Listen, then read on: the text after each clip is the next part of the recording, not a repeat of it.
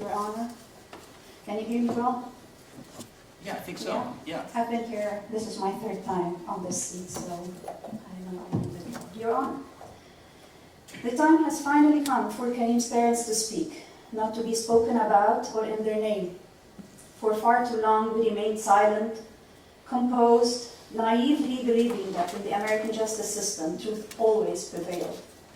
Over more than 3 years and 3 months, my husband and I attended almost every court hearing and session. Sometimes we would sit in the side rooms of this court to watch its proceedings, especially when we knew it would be impossible to hold back our tears and emotions. We gracefully carried our grief and restrained our raging pain over losing our son, only son. This pain, if exploded, will fracture this court's beautiful windows that we all heard a lot about. Our grief, if shared, would puncture the most blunted of hearts. Today, you will not hear from us pleads to give the maximum sentence or the strictest punishment, as is usually the case in impact statements. In this very odd case, a killer of 2 and a stabber of a 3rd will get away with time served. Simply unbelievable and hard to explain to my family back home. The defense was very concerned that we would use our rightful time to speak to relitigate this case. Yes, we will relitigate this case, not in the court of law, but in the court of public opinion, where people actually have hearts and eyes, unlike the traditionally seen as blind and heartless justice system. Today, Your Honor, you will hear a bit about our pain and get to meet the real supernatural. So please sit back and open your heart to our grief and grievances. I will start from the beginning. On October 29, 2002, it was a rainy Monday morning in Beirut, Lebanon. I was 9 months pregnant, past my due date, and the doctor recommended inducing labor to deliver my first child. I was to become mom. That day, my baby left the safety of my womb and entered the bleak world of the humans. From that moment, my universe rearranged itself to a new master. His name is Karim. Karim means generous, and it's God's sweetest name. We believe our children are God's most generous blessings. We discovered through them a level of love we didn't know existed. Karim was doted on by loving parents, grandparents, aunts, and uncles. As the first grandchild for the Yehya and the Abou Najm families, he was showered with endless love and attention. I fully embraced motherhood and took a 2-year break from our work to raise Karim. At the time, we were living in Nigeria. After Karim's 2nd birthday, we moved briefly to Lebanon, and soon after, political assassinations and civil unrest rocked our lovely country. My husband and I got wounded in the explosion that killed the Prime Minister of Lebanon. That trauma, one of many the Lebanese people experience in their lifetime, did not turn us violent or bitter, but did incentivize us to seek a safer future for our small family. We relocated to the United States to pursue our doctoral degrees at Purdue University and to provide our son a stable, nourishing environment. In a Midwestern college town like Davis, Karim celebrated his 3rd birthday. There, he learned about Thanksgiving and trick-or-treating that came very close to his birthday. He rode his first bike to his preschool as I tried to catch up with him. Together, we learned the American nursery rhymes and practiced our Lebanese ones too. Karim grew up bilingual, multicultural, proud of both his Lebanese and American upbringing. At a young age, he excelled in strategy games. He would challenge you to a chess match or a yo-yo duel. He was always curious, wanting to learn about everything. In 2010, Karim became a big brother to a beautiful baby girl. As a huge Star Wars fan, he was excited to have his first apprentice. He wanted to teach her everything he knew. He would read her stories and pray she will grow faster to tell her about the world's greatest marvels. After my graduation, we moved to Massachusetts. Freezing Boston and our longing to our families took us back to our alma mater, the American University of Beirut. It's the place where Majdi and I met, and where we dreamt of Karim and his sister. In Lebanon, Karim grew grounded by the solid family support and fueled by the bustling energy of Beirut. He excelled at school and developed an insatiable appetite to read, sketch, and build Lego sets. He trained as a goalkeeper and played tennis. He also took guitar lessons before trying his hand in violin. His unique, witty character started taking shape. However, once more the situation in Lebanon deteriorated with the economic collapse and the social unrest. So when Majdi was offered a job at UC Davis, at one of the best departments internationally, we moved back to the US. That meant Karim was the new student one more time. Exactly 8 years ago, Karim joined Davis Senior High School as a junior student. In his first week, he fought with his counselor to place him in honors and AP classes. He was good and he knew it. He had talent and great persuasive skills. Karim competed in speech and debate, joined multiple clubs, and graduated high school in 2020 with a 4.4 GPA. He was recognized as a national AP scholar.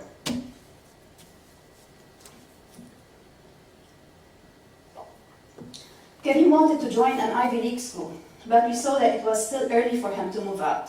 He was just 17 at the time, and at that age, the prefrontal cortex is still forming even for Karim. It's so hard to send kids away with tender wings that can barely fly. So we agreed with him that he will get his bachelor's degree from Davis, and we will support his graduate degree anywhere he wanted. As a computer science student with minor in cognitive studies, he did the absolute best of what UCD could offer. Classes were relatively easy, so he worked in research labs, did summer internships, and even started his own company, Corniche, named after Beirut's beautiful avenue overlooking the Mediterranean Sea. He had a thing for research, so he joined Auditory Neuroscience and Speech Lab, part of the Center for Mind and Brain. He interned at Dipsea Company in Marin County, where he developed software to invest money.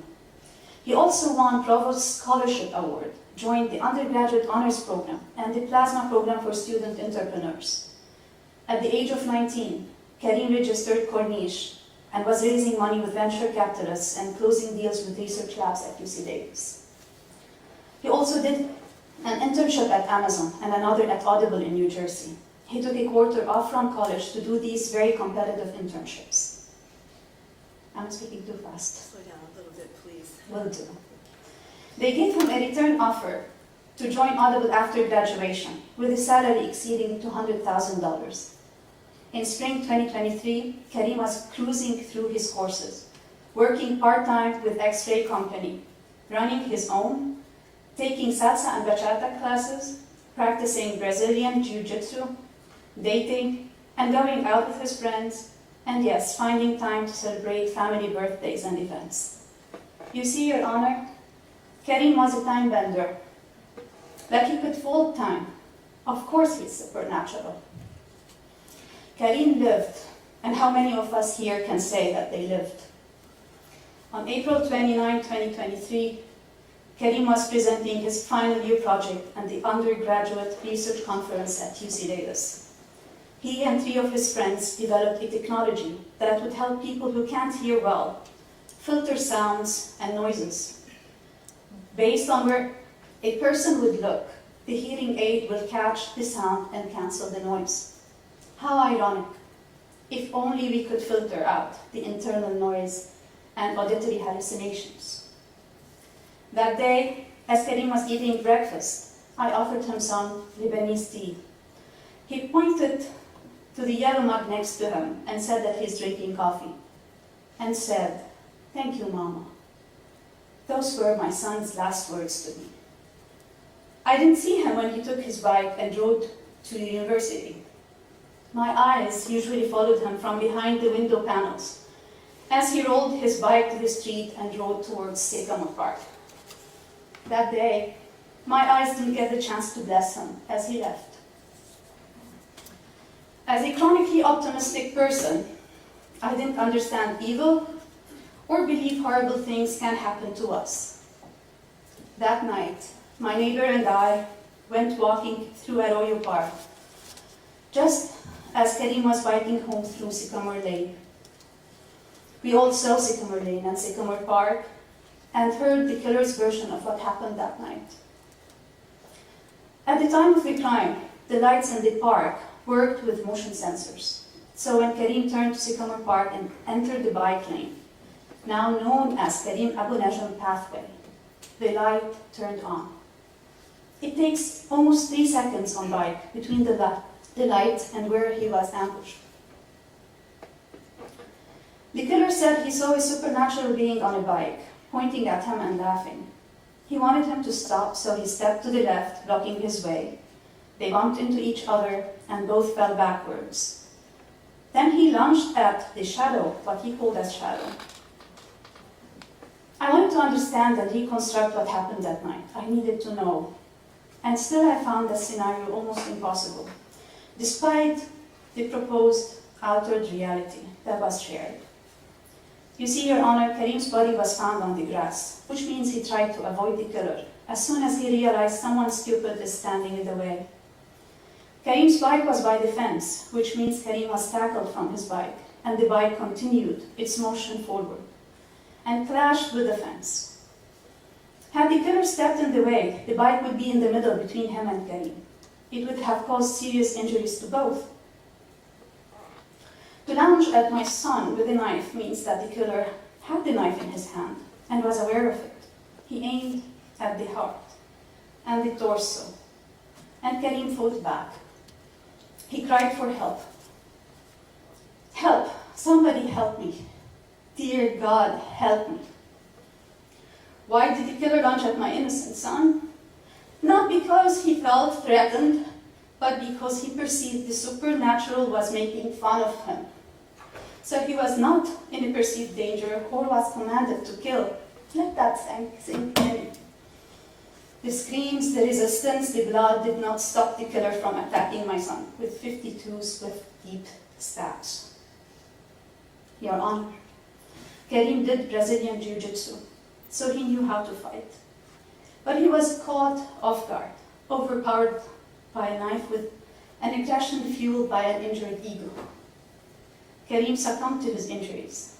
Not even a professional doctor could save him. We all heard Dr. Massey describe how CPR was ineffective. Here I'll take a moment to acknowledge Dr. Massey. Your Honor, that stranger who lived across the street from Sycamore Park put himself in danger, answered Karim's call for help. Our family is forever grateful for him, for being there for our son, speaking to him, tending to his battered body. It gives us some solace that the friendly face and the kind presence was there in Karim's last moment. You can't know how important that is to us. Dr. Massey documented what happened that night because he knew it mattered and not as a favor for us. We didn't know him at the time. What did the defense do? They went after him. Dr. Massey, who should be rewarded for his outstanding citizenship, was attacked for being a friend of Karim's parents. I'm sorry, but I find that despicable. Your Honor, the court was very defensive when the prosecutors questioned the court-appointed experts. But the court did not draw the line when witnesses were called idiots, bad people, liars, manipulators. The defense asked Dr. Massey if he was upset with the outcome of the last trial. They asked him what outcome we wanted, and asked again. And the defense heard the most profound answer. They only want their son back. I couldn't have said it better. I was here on this stand. The defense would have asked me, but they went after the kindest soul, and here I am to tell everyone what outcome we were hoping for. Your Honor, we didn't expect justice from this court or any court, because no amount of money or enough years in the life of the killer can replace our son or make up for our loss. The court won't be able to bring back Karim or fix what was broken, but we were waiting for accountability. And there was none, and we were looking for remorse, and we saw none. So why did we come to almost every court hearing over the last 39 months? We were looking for the truth, whole truth, and nothing but the truth. But we got partial truth and a lot of defended protections that took away from our right for a fair trial. But wait, the law does not seem to recognize a right for a fair trial for the victims. All we have is this chance to speak, more like performative justice, and that too was constricted at first by time and what can be said. In our case, the law left us no opportunity to argue for a longer sentence or harsher punishment. I'll skip that line. Today, I finally got the chance to address you, Your Honor, and the jury members who served on this trial, and the one before and before. And I want to acknowledge the very difficult responsibility you all had. You were there to bear witness to what happened to our son. You saw what I couldn't see, the unbearable images of my son from that night. While I was spared that unbearable cruelty, I was left to imagine and reconstruct that night countless times. I want the jury to know, under the pretext of not biasing them against the defendant, they were not provided what we believe to be critical information. They were not told. Runner. You got an objection? Yes. Yeah. And your objection, you can state your objection. Go ahead. Is it proper to discuss facts not admitted into evidence? This is a victim impact statement. And I've discussed in my brief the limitations I think that should be imposed. And I'd ask the court to follow that. Okay. Argument? The purpose of the victim impact statements is to address how they have felt and how this has impacted them. Comments on things related to evidentiary rulings that they may be aware of, rulings that they were aware of, and the impact that has on them through the process and where they sit today, I think is proper to comment on, and how they have sat for over 3 years listening to these things play out, and its impact on them as parents of one of the victims. I think it's appropriate for them to give the whole context of their emotions and feelings. You know, I mean, it's an interesting situation for the court. I mean, usually with victim impact statements, you hear, as we just did, heartbreaking account, given the tragedy, but heartwarming recall of a life. And that's certainly part of it. And then we often hear about how the loss of life has impacted those still living. And so that's kind of the structure of statements that we get. To criticize the justice system, to address evidentiary rulings is typically not what we do at this stage. And but one of the concepts and principles of Marcy's Law is to allow the victims to vent. And as long as it's done in a controlled, dignified way, I'm going to allow it. I don't believe that anything that's said today will be prejudicial to any future hearing. And I think there are remedies that can take place in that regard. So we're outside the bounds of what we normally do under Marcy's Law, but I'm going to allow it so that the victims' families can reflect their grief. And I will acknowledge that there is no grief greater and more painful than losing a child. And I don't think anyone can understand that unless you've been through that. So the comments that we are hearing are important. They're colored by that unbearable grief. But if this helps and it's done in a controlled way, I'm going to allow it for those reasons. Your Honor, may I Yeah. briefly comment? Sure. That brief were explaining under the procedural posture of this case that there was not a constitutional or statutory right. I agree. And the court indicated that it was exercising its discretion, and I noted in my brief, I had no objection to these statements being made, but I felt there needed to be limitations. And what we're now going to be in a situation where they're going to characterize evidence that wasn't discussed in trial, and I have no opportunity to respond or correct the record. And I think... Well, we have, let me just interrupt you. We have a record. The court heard legal argument and issued rulings, and the record is the record. We have all of that, and it just wouldn't be prejudicial in the slightest. We had public forum, and we discussed this, live streamed the hearings outside the presence of the jury. So it's all public. I have transcripts. I understand. And so put it into context too. I mean, I just described the grief of a parent. I mean, listen, we'll hear, but their view of the evidentiary rulings are untrained in the law. The prosecutor made their legal arguments. We had rulings on it. The process has been played out. So this is not prejudicial. This is their view, and if it helps them grieve and vent, I'm all ears. So the objection's noted, it's overruled, and thank you. You can go on. Thank you so much, Your Honor. I appreciate that. And nothing that I would mention here that was not mentioned publicly in court. So I will definitely stick to that. So going back, so we were not, the jury, they were not told about, at that time, the defendant searches on Amazon. And I will not go into the details now that the defense seems to be very sensitive about. But that, to us, was very important, that the whole information be shared with the jury, upon which they would make informed decision, including the notes that they were not shared. And also, to us, was very important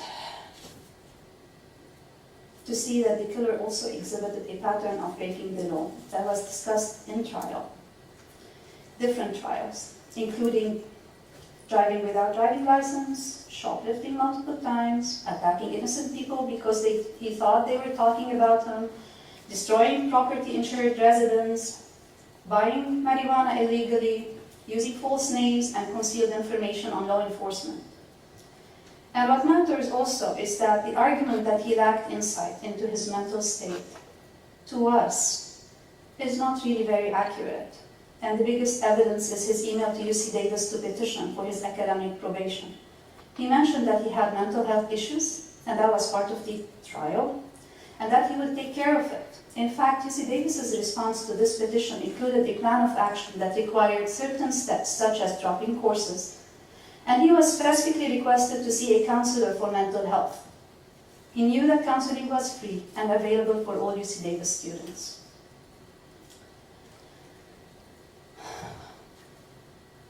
He did not see probably a counselor. That disrupted the flow of it, but it's okay. I'm going to move on. Your Honor, it might be hard to believe, but as a mother of a murdered son, deep down, I was hoping the killer would be found insane, legally and medically. You might not believe it, but it's true. In simple terms, I might be able one day to reconcile with the fact that someone totally delusional and sick, who didn't intend to hurt my son, committed the most horrendous crime. Because the alternative is unbearable. For a mother to think that a killer might be a sociopath who went out hunting at night and found an unfortunate prey, it's something I cannot live with. So just to know what I was looking for. But at the same time, this was not in compassion for the killer. It was compassion to my sanity, to my family, and to his friends. But that doesn't mean absolving him of all responsibility and releasing him to society with the risk of causing more harm.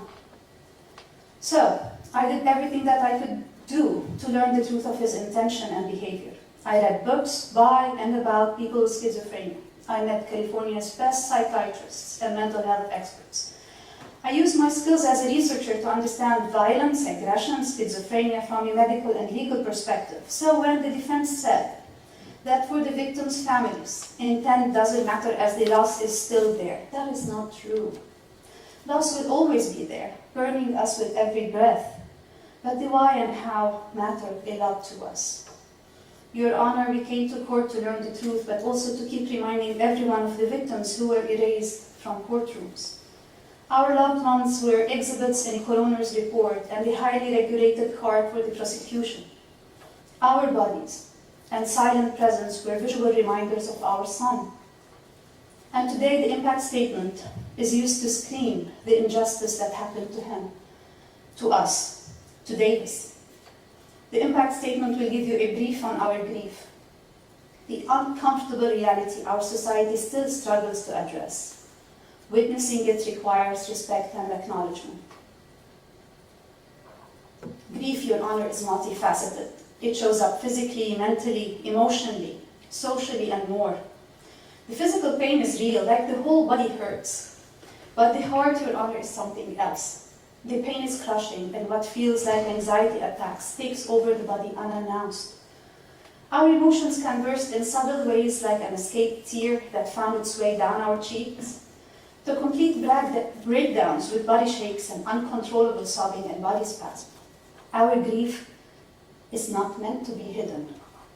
Through it, we became more aware of people around us who also carry their scars and their invisible pain. In the first 6 months, I went to Sycamore Park almost daily, sat there for hours, crying, praying, reading, and connecting with people who crossed that path. And there we encountered people who visited the memorial to pay their respect and process their own grief. There we connected with our community, who showed up, then and today, with great generosity, care, and love.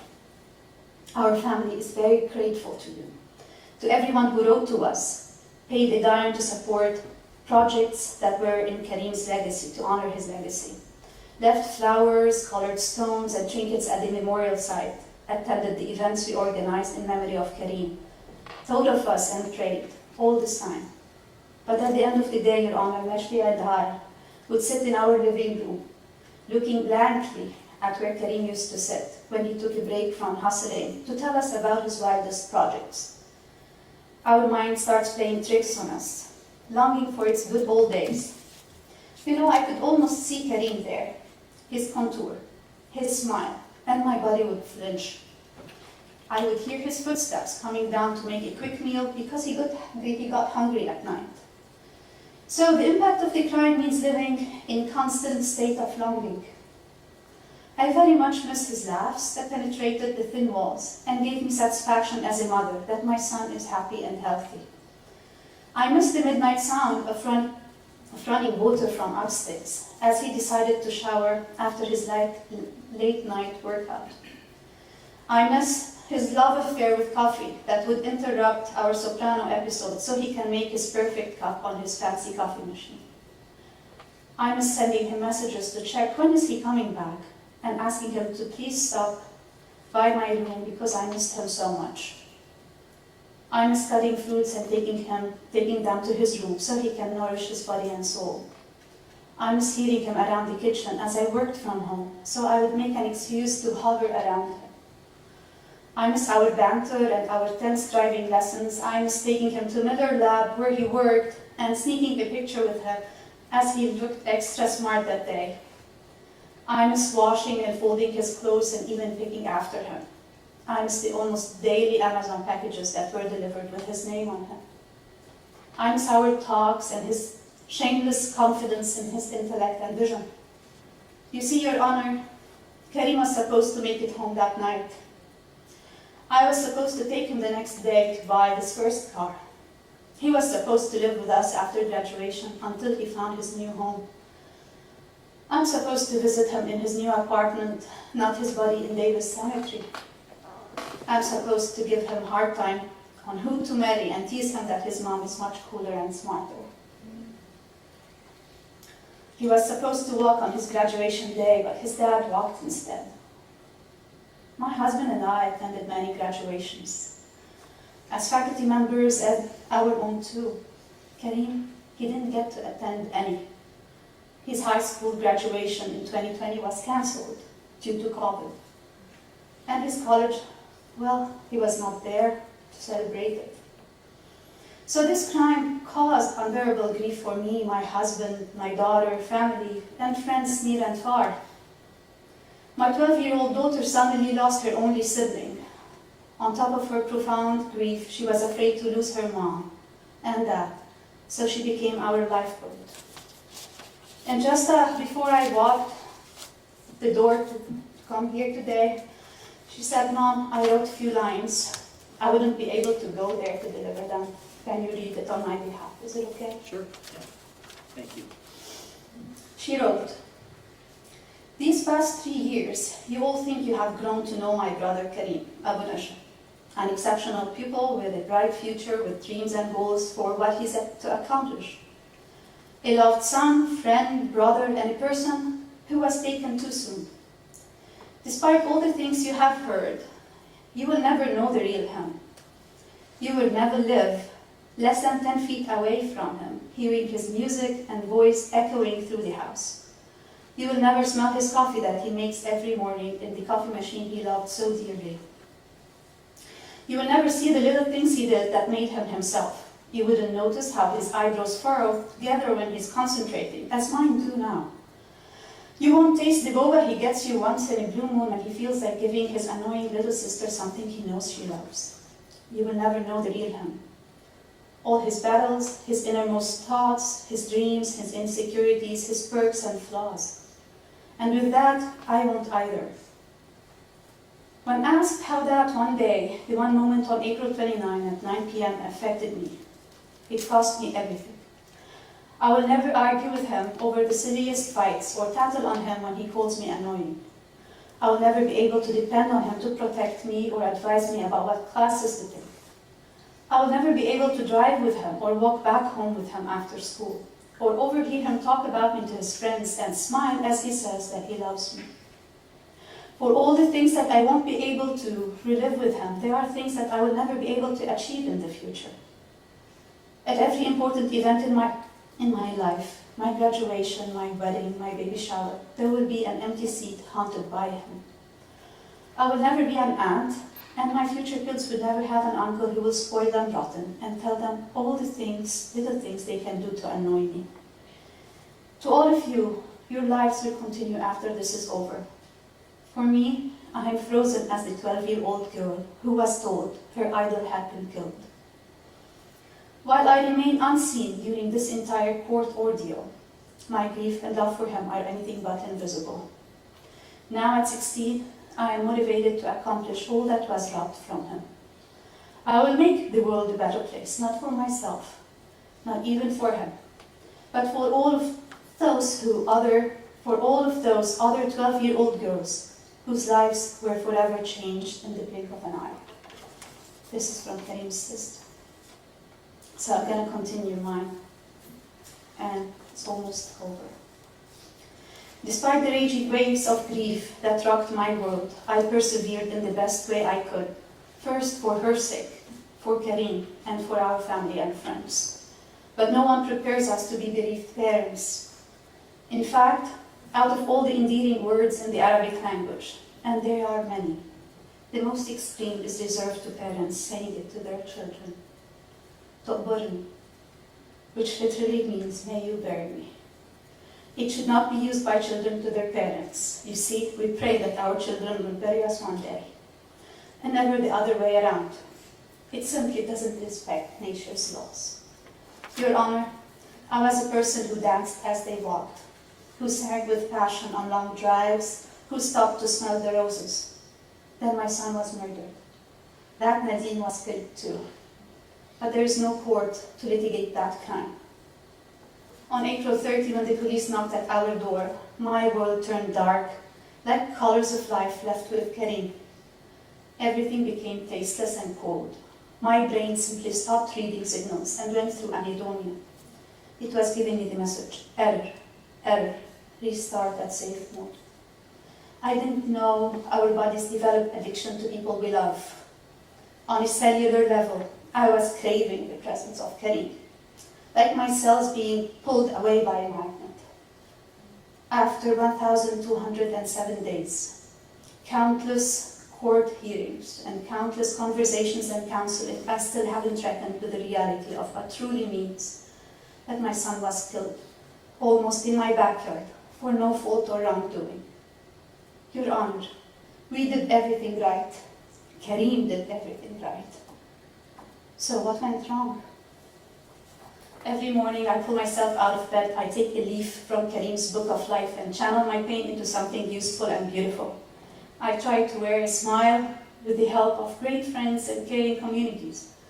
We were able to establish Karim Abou Najm Changemakers Award and Karim Abou Najm Research and Innovation Memorial Award at UC Davis. We placed a bench in Sycamore Park so people can sit and reflect. We also spearheaded Fiat Lux, the art piece that carried light in all its waves and frequencies. This place is now sacred for us and for so many in Davis. We wanted it to be a reminder of what Karim stood for and not how his life ended. So when I saw the memorial site during the trial, I couldn't help but wonder if the defense, when they visited the crime scene, did they sit at the bench, say a prayer, shed a tear, say, "Sorry, son, we are only doing our jobs"? Your Honor, Karim fought tooth and nail that night because he loved his life and because he knew what his death will do to me, to us all. He did not choose to die. We also choose to live because our mission is not over. We persevere, like the cedar trees of Lebanon, like the redwoods of California, with patience and pride. That yellow coffee cup from April 29 is still on Karim's desk. So are his books, records, clothes, and everything he loved in that room. There is a perfumed scarf and one shirt still unwashed, and carrying his faint, distinctive smell. Over the years, I kept those safe, and rationed sniffing them for to last the longest time. They are worth more than the treasures of this world. Despite our unimaginable pain, we are very reasonable people, Your Honor. In fact, fortified by our faith and the support of friends and family and the community, we managed to bring people together, as true Lebanese will do. We opened our doors, our hearts, to strangers who became friends. We anchored ourselves in human connection and community belonging. We helped organize events, like a lecture on youth mental health, and spoke only of love and light. Portraying us as unreasonable, or using this impact statement to litigate the case, show that some might be ignorant of who we are and what we stand for. Your Honor, on May 5th, 2023, just a few days after our son was killed, we rallied the academic community to work harder to understand the brain and how it can betray us. I talked about stigma and how we need to address it so people are more comfortable seeking treatment and sharing their struggles. As a community, we need to open our eyes and hearts to see and be seen. We need to develop better guidance to help identify and respond to red flags. We need better understanding of and treatments for severe mental illness. That doesn't take away from also asking for accountability. We should include mental health screening in schools and part of routine annual health checkups. Your Honor, one life lost is a life too many. It sickens me every time I read about another stabbing and violent attack. I imagine the victims, their families, the waste of human life. I choke at our helplessness in front of violence and curse the broken world of indifference we live in. And today, I call upon California to wake up and stop dubious and leniency, and I'm not necessarily referring to this case, I'm talking about the violence. How many more Karims will your violent monster devour before we say enough? How many sacrifices at the altar of indifference will be made before serious actions are taken, preventive actions? How many families will have to suffer for it to matter? Today it took my son, who will be next. As this statement must end somewhere, even when our pain won't end, I will tell you, I can't imagine the community ever feeling safe with someone who killed 2 innocent people and injured the 3rd, With this violent history and high risk, even the best resourced and caring families, which is not in this case, would find it almost impossible to support and prevent future violent acts. Your Honor, the current laws that were written by rational people for rational people do not adequately address the gravity of the situation of someone with severe mental illness who turned violent. As victims, we are left with unclear sentences, maybe inadequate in some cases, and non-matching charges for the nature of the crimes. Today, through our impact statement, we provided a partial account of our unimaginable loss. Our family has chosen to use it to honor and remember Karim, our sweet, brilliant, supernatural son. Karim, the best child a mother's womb can carry. Now I can see some faint colors as I stitch Karim back into every new memory I make. I listen carefully as his voice whispers in my ear, "Search the world for hummingbirds," and signs from beyond the veil. Yes, even parents look to sustain connection with their loved ones, and it doesn't have to be logical, because we see them in the eye of our heart. Finally, to Karim I say, "Sorry, Mama, we tried our best, and you deserved better. Until we meet again, Habibi, Allah Karim." Thank you, Your Honor, for your patience with us. Thank you, Mom. Yes, we'll work with the prosecutor so we can make sure we can transcribe that.